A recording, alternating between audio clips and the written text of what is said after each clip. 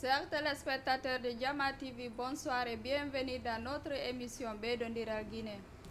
Hara yalla lando newnani en tumbondirgol yo émission men Beydondiral Guinée ka plateau Jama TV do hande kadi hare de mardo invité be yurube telemaka autorité be membe.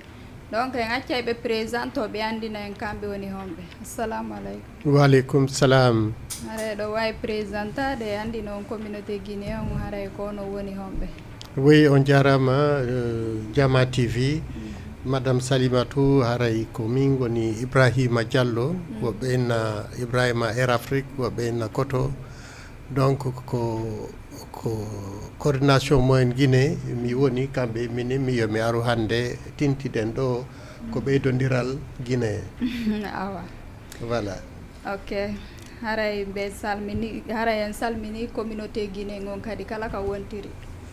Haray ko wano ɓe holliri noon haray ko monsieur Ibrahima Diallo haray kaka bureau moyen Guinée ɓe iwri donc haray kamɓe woni secrétaire chargé de relations extérieures au niveau du bureau de la moyen Guinée e ndindi leydi Sénégal ɗo. Haray toujours temen on c'est sur la situation des Guinéens de l'étranger le cas du Sénégal. Donc haray hande ko wodi ko yewten ɗo en fuɗɗoray tawo fonctionnement bureau moyen guinéen au niveau du Sénégal. Comment ça fonctionne? Oui, merci beaucoup. Bureau on ko nebi ko moyen Guinée jogi association mais guilandema 2018 diwe ɗen tati wano timbo e laabe fottuno mawɓe ɓen ɓe haldi yoɓe moƴƴintin bureau arano on. Donc ɓe créé en février le 10 février 2018 ɓe créé bureau kesso on ɓe waɗi président Souleymane commissaire président bureau. Donc secrétaire général on waɗa Alaji Mama Saliou Koubiya. Ainsi de suite, secrétaire aux relations extérieures Ibrahima Diallo et aux affaires sociales Alaji Boubacar Matakaw, ainsi de suite. Donc bureau on woni un bureau complet himo jokki activité ji buy gilandema o moƴƴintina. Donc piiji buy no waɗede ɗo hande ko guiro moyen Guinée on darifimo. Voilà. Haray ko honno wonɗon e gollirde par exemple onon e ɗiya bureau ji ɗiya région ji luttuɗi est ce que hiɗon mari? Oui, activité ji ɗin son activité ji ɗi kafuɗon. Voilà, activité ji buy no kafa haray si no waɗede yimɓeɓe humpodiray ɓe jonnidira juuɗe fi activité ji ɗin no waɗira. Donc ko bureau wonɗo très actif guilandema 2018 o waɗi piiji buy. Donc voilà quoi. Et puis kadi mo tawa ko conseil des Guinéens au Sénégal. Andi conseil on ko coordination ji ɗin et association ji wonɗi ɗo ɗin ko ɗin copta créé conseil des Guinéens au Sénégal. Donc moyen Guinée no tawa ton. Donc kadi komi secrétaire aux relations extérieures. D'accord. Voilà. Joni ɗo yen feƴƴude yeeso e wola ɗo fi journaliste jo go harino golla ga inneteɗo Djidje Diawo. Naam. Himo nawni. Haray himo nawnare tigi tigi nden koko tiiɗi. Himo landi évacuation. Himo landi aide bange ɗen fof.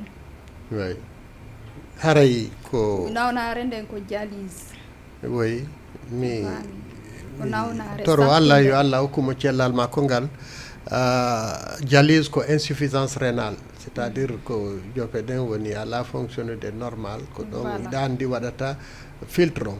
Donc filtre ji ɗin haray ala marsude no handiri noon ko ɗum addata dialyse on fi yo waɗu filtre ƴiƴanɗan. Donc haray yimɓe ɓen no tora jama o fop à tous les niveaux haray no tora vraiment yoɓe wallito numéro niveau national niveau international niveau ji ɗin fof inchallah haray fof no tora yo wallito fi no Didie Diawo hettira cellal makko ngal o fuɗɗito activité ji makko ɗin par ce que fof no andi golle ɗo no wadde ɗon fi jama on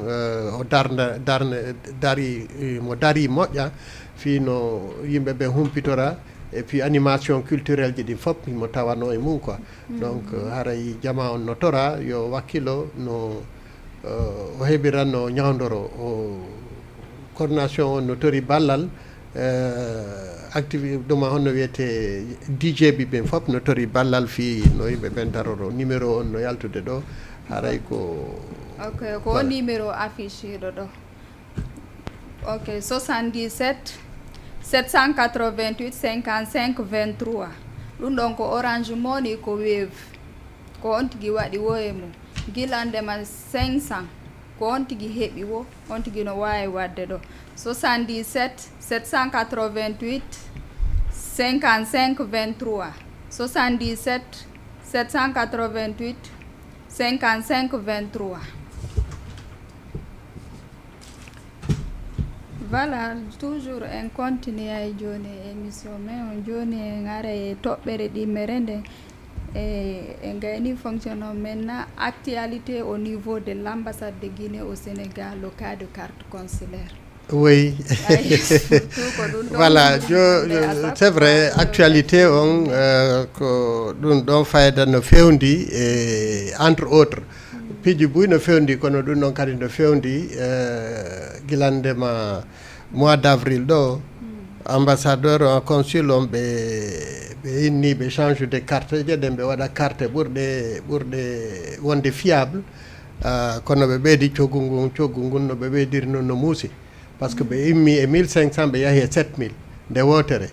donc andi ɓe multiplie par 4 le prix ɗum haray no sattani jama o donc Allah waɗi pour 2 ans non à partir de quel mois ɓe lansu par ce que miɗo arde e mum ɓe lansu ɓe waynaki en quelque sorte ɓe hollu fayda ɓe hollu koɓe fokkiti ɓe nodduno men min yewti ɓayru ɓe holli men wondema carte ɗen no waɗede carte façon ji ɗiɗi gongal ngal ko 2 ans à 5000 francs ɗimmal ngal ko 7000 francs pour 3 ans. Ok, de min inniɓe wondema ɗum no sattani jama o min yewti laabiji buyi min yahi toon min yewti min holliɓe vraiment yoɓe ndaaru no ɓe ɗuytira ɓenni kamɓe ɓe wawata ɗuytude alors que komin yewti ɓenni ɓe landade Conakry ɓe artirana men résultat min habbi ha résultat min heɓali résultat ko min yiw tun jama on no nodde yo waɗu yahu moƴƴina carte ɗen donc wonani men surprise par ce que wona ɗum min halduno komin halduno kamɓe tigui inni kartal alal ngal ko 5000 francs à 2 ans kartal ɗimmal ngal ko 7000 francs pour 3 ans min inni ɓe yo ndaaru no ɗuytira carte ɗen o waɗa 4 ans fi 5000 o inni mo yawde o ndaara no ɓeydira délai on o ɗuyta prix ji ɗin kono laati ɓe arti ɓe fuɗɗi wadde carte ɗen ɓe waynaki conseil des guinéen on ɓayri ko on conseil ɗo wonno yewtudude maɓɓe alors ɓe impose ɗum min tawi wona no hanniri noon no haldirano noon ɓe waɗiri alors min waɗi demande de rendez-vous fi no min yidira e maɓɓe min yewtida awa min yahi ɓe joddi men date min yahi nden ñande min hewti toon ɓe inni men nden ñande yewtugol amen ngol latatako ɓe humpitali men ɓe haalanali men ɓe firti ñalande nden donc min déplaci minen par exemple ko wano Pout min iwata min iwi min ari ha ko ambassade woɓɓe iwa Diamniadio min ari min hewti ɓeni o mi hejjiti on haalande donc ɗum ɗon fof no holli angal teddugal par ce que si ɗa yewtudude meɓɓe yimɓe an haaldi ñalande e l'heure ado a change ude iɗa hani haalande on tigui wondema ɗum ɗo vraiment latata ko yimɓe ɓen hara ɓe bonnali transport ɓe bonnali tam maɓɓe on ɓe ara ɓe habbo ɓe innaɓe yoɓe wattu ñande goo donc ɗum waɗi holli déjà angal considération moɓe jogani jama on awa laati ɓe ni dans une semaine min aroyi min yiidi e maɓɓe min holli ɓe vraiment min ari hollugol ɓe jama on jaɓaali o carte consulaire à 7000 par ce que no satti wona mo be wawata arde surtout que 1500 o woɓɓe voilà surtout que kadi wona ñande o waɗete ko balɗe tati par semaine yimɓe ɓen kadi bere ko ƴettete kon ko wona capanɗe jowo wona ƴettede yimɓe ɓen aray ha ɓe ɓennayo ɓe artoy e ɗum wonani yimɓe ɓen caɗele molnaɗe min holliɓe ɗum fof fayda ambassadeur o ñaaɗi moƴƴa min hollimo o wawata min ñaɗande par ce que wona min fayɓe donc yo andu wondema ko golle jama on min jokki si ɓe addi ɓe impose goɗɗum min wawata jaɓude si tawi no satti no muusi e jama on donc min innimo yo ɗuytu d' abord no woni yewtirde ndaw o yaafini o ɗuyti o holli yomin yahu min convaincre yimɓe ɓen yoɓe jaɓu ɓenni min wawata convaincre de jama on yo jaɓu 7000 o surtout que hiɓe ƴetti fayɓe ɓe tawaka ko ambassade hiɓe naɓi ɓe bureau hiɓe gollinde ɓen ɗon hiɓe yoɓinde yimɓe ɓen ko ɓuuri 7000 o par ce que ɓe inni ko 7000 on ko kartal ngal 2000 ko photo ji ɗin mais fayɓe imminaɓe ɓen no yoɓinde yimɓe ɓen ɓuuri ɗum fii yoɓe hettu carte maɓɓe ɗen tinna woɓɓe no yoɓinede 15000 woɓɓe no yoɓinede 13000 e jama on no soñji donc vraiment min inni ɗum ɗon on wona ko haani o inni joni yomin daruno mi windira kaydi mi windana ministre o donc ɗe balɗe ɗo ko ɗum min wonno e wadde min gayni windude kaydi ndin joni min jonnaymo kaydi ndin o naɓana ministre on hollugol ministre on wondema ga Sénégal minen carte ɗen ko wona waɗede kon min townata jama on townata ɓe daruno ɓe ɗuytira donc ko ɗum tigui tigui on au niveau des cartes consulaires kono hiɓe ƴetti fayɓe hiɓe jonniɓe ɗen golle ɓen jeune ɓe halfini ɓen golle ko kamɓe yoɓata ɓen ɗon ka ɓen ɗon kadi ɓe inni men ɓe inni men par ce que min landi noon ɓe inni ɓe alaɓe yoɓude ko ɗum waɗi ɓe ɓeydude prix on kamɓe non min inni ɓe min ala famude ɓen ton inni kañum ala yoɓatake ɓe waɗayni tum bénévolement donc jama on ɗum ƴettali hakkille maɓɓe par ce que a wawata gollinde goɗɗo lebbi hara alamo yoɓude himo jogui ɓe guure donc min faami wondema hiɓe somodi toon en réalité hiɓe somodi par ce que sina ɗum a wawata innude a ƴetta e woɓɓe gollinaɓe a yoɓataɓe kamɓe ɓe yoɓata hoore maɓɓe donc min faami wondema koye jama on ɓe woni yoɓitade alors ɗum ɗon c'est un probléme min haalani ambassadeur on ɗum ɗon c'est un probléme et puis woɓɓe ɓen fayɓe hiɓe yawade jama on e soñjude jama on par ce que ɓe inna dépôt ji ɗin ko 5 heures du matin ha 6 heures du matin yimɓe ɓen ara si ɓe ari on sayi ɗon ɓe naɓa heewi 50 personnes ɓe ɓen ƴettama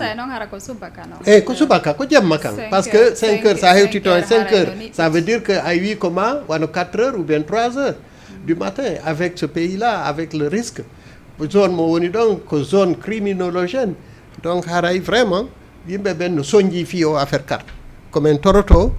koyoɓe accu ɓe ɗuyta carte ɗen no hanniri noon par ce que déjà ɓe ɗuytani étudiant ɓe ɓen ɓe waɗani étudiant ɓe ɓen 3500 ɓe ɗuytani docteur ɓe en formation ɓen ya les médecins en spécialisation wonɓe ɗo ɓe ɗuytani ɓen ɗon kadi ɓe waɗi 3500 donc minen min famali ko honno waɗi si tawi ɓeɗen insistude yoɓe ɗuytu ɓe ɗuytana ɓen ɗon ɓe fayala fayda suuɗude ɓe holli ɓen wata ɓe haalu ɓe ɗuytanama donc normalement mi sikki si ɓe ɗuytay ko fof ɓe ɗuytantande ko ɗum woni ko ɗum haani par ce que ko ɓe arani ɗo ko jama on ɓe arani wona arugol soñdia jama on donc min haalani ɓe vraiment yoɓe waɗu feere ɓe ɗuyta par ce que si ɓe ɗuytali yimɓe ɓen haray soñjike non seulement ça par ce que kadi yimɓe ɓe yahay laabiji buyi sa daari transport ko yoɓete kon paasi ɗin immo yaha Saint Lazare jemma dépose ɓe ara ɓe innano o heewi artoya 2 fois 3 fois 4 fois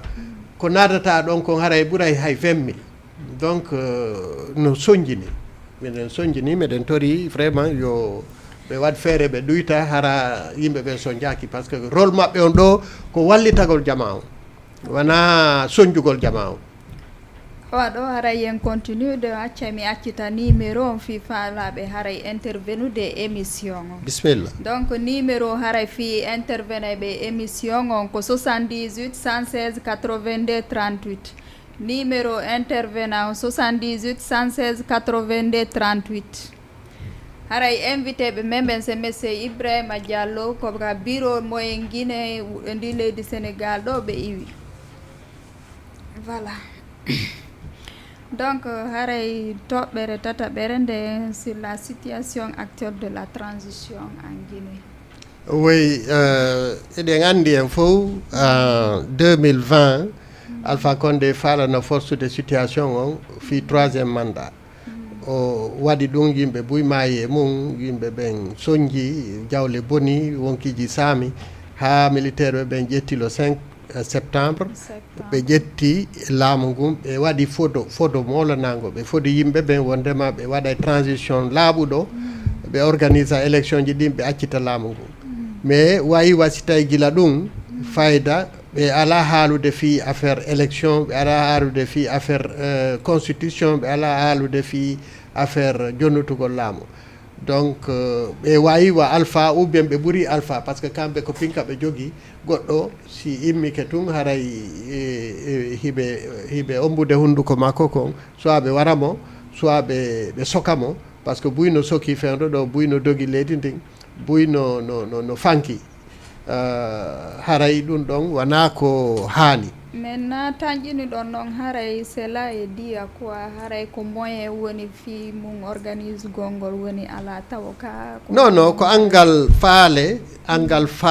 organise ugol élection on par ce que si tawi ɓe faalano organise ude élection ɓe nodday haanuɓe yewtude ɓen fof ɓe jooɗo ɓe yewta kono kamɓe ɓe jaɓali noddude fof ɓe faala yo transition yahuno ɓe faalira noon ɓe adda piège ji ɓe waɗa je fi wata transition gasutinna par ce que ɓe laamu ngun ɓe ƴetti ko wiyete kon ils ont pris goût au pouvoir donc ce qui fait que ils sont en train de faire des manœuvres pour ne pas quitter le pouvoir ce qui fait que aujourd'hui on est en crise parce que fewdo ɗo leydi ndi no woni crise molanaɗo par ce que wowɓe wallitade ɓe fof no jogui juuɗe mum en tant que transition o ƴettali lawol yimɓeɓe watta financement e si financement heɓaki haray constitution on ala kay waɗede référendum ala kay yahede élection ji ɗin fof gila ko mairie ha ko député ɓe ha ko présidentiel est ce que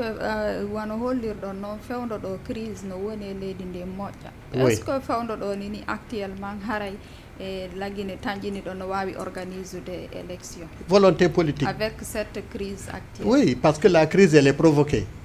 Elle est provoquée par les autorités de la transition qui veulent que cette crise-là serve de prétexte pour ne pas organiser une élection. Et c'est calculé sciemment parce qu'on vit Gilandema Foot, Ibe Djabali, Ibe Benjodo autour de la table pour parler de la transition. Ils ont tout fait pour empêcher les vrais leaders, les vrais partis politiques d'être impliqués dans le processus de dialogue pour aller vers une transition apaisée et aller vers des élections libres et transparentes et inclusives afin de finir la transition dans les meilleures conditions. Mais ala jabude do few. Voilà, ɗo yen continue de acce mi accita numéro service commercial Jama TV o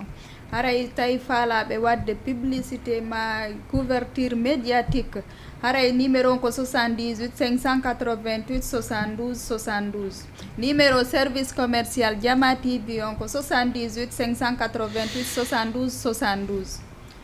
Voilà, joni noon haray en tant que membre et représentant de la Moyen Guinée au niveau du Sénégal.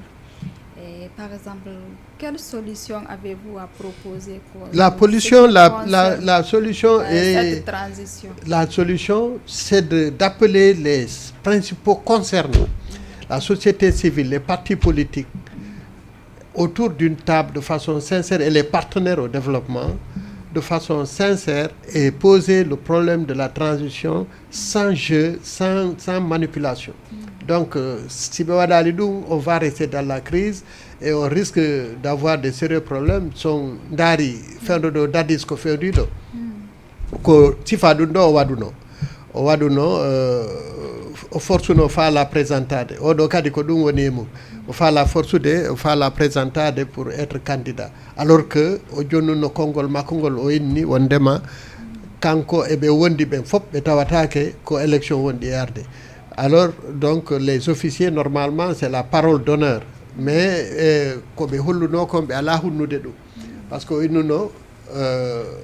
ko Alpha waɗi kon fof kamɓe ɓe fillitatako ɗum ɗon, ɓe faala moƴƴinde transition laaɓuɗo ɓe yalta e o situation. Kono en fait kamɓe tigi woni e ukkude en e probléme. Tant que ɓe noddali les vrais leaders, les vrais partis politiques, ɓe jooɗo ɓe waɗa plan de travail sérieux pour sortir de la transition, on va être dans la crise. Voilà, joni haray en ari ka fin émission on tigi on haray o wawi waynitagol, mais avant ɗo yo waynito un petit mot pour la communauté guinéenne du Sénégal. Oui, la communauté guinéenne, oui, elle est très importante ici. Donc, ce que nous pouvons dire, c'est de se donner la main, d'être solidaire par rapport à tout ce qui se passe et de respecter les lois du pays, les lois du Sénégal et d'être vraiment des citoyens modèles. Donc, c'est extrêmement important. Donc, un mot avant de partir, c'est justement la transition par rapport à la presse. On a dit gilandema jonte ɗiɗi hiɓe kuppi radio ji jani ɗi fof parti ji ɗi fof ɓe ala jaɓude fayda yewtidede. Donc si tawi ɓe nangi kadi yimɓe ɓen no soki, donc si tawi ɗum ɗo fof fawodiri andi haray en wawata yaltude transition dans la paix. Ce que nous demandons, c'est que le régime actuel se ressaisisse pour arta et les meilleures conditions de travail par rapport à la situation actuelle. Donc haray miɗo salmina fof, miɗo weltani fof, haray ko ɗum mi faala hollude ɗo hannde. Awa haray minen kadi mi weltanike on ko noti ɗon invitation on kon. Awa hari kaka émission men ɓeydodiral Guinée en haray mi weltanike mo kala kami woni men darde leydi aduna on.